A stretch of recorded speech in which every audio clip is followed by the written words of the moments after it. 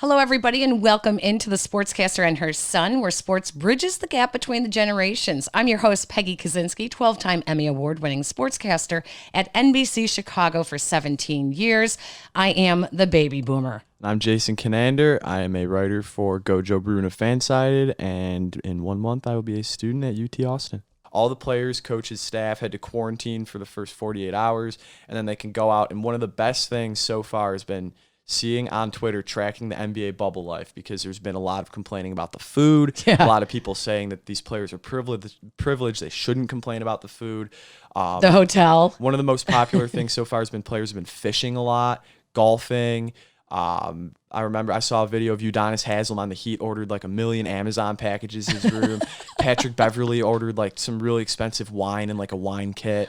So, do you think that there could be a domino effect if a major player in the NFL decides to opt out of the season? Other major players would follow suit, because my biggest fear from a baseball fan standpoint is that a guy like Mike Trout opts out of the season and then other players at or near his level decide to opt out because they're like, well, if the best player in the league doesn't think it's worth it, then I don't think it's worth it. The playing field's not going to be level. May as well just sit out the season. Do you think the NFL could see that? I do think that it depends on who the player is. You know, if the NBA bubble is burst because LeBron James is a positive test or if something happens to him, it certainly is a different impact than if you have, you know, the 11th player of the Philadelphia 76ers. You know, so I do think that's a valid point. And if Tom Brady opts out of his first season in Tampa Bay, it definitely has a ripple effect.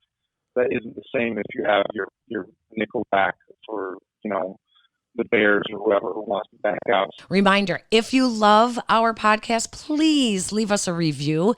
Go to ratethispodcast.com/sportscaster and follow the simple instructions. You can also follow us on Twitter, Facebook, Instagram, and the Sportscaster and Her Son.com. Thank you to Adam Yaffe for his support and expertise in driving the podcast. Artwork and logo designed by Shay Conander. Thank you all for listening. On behalf of Jason and myself, we'll see you next time.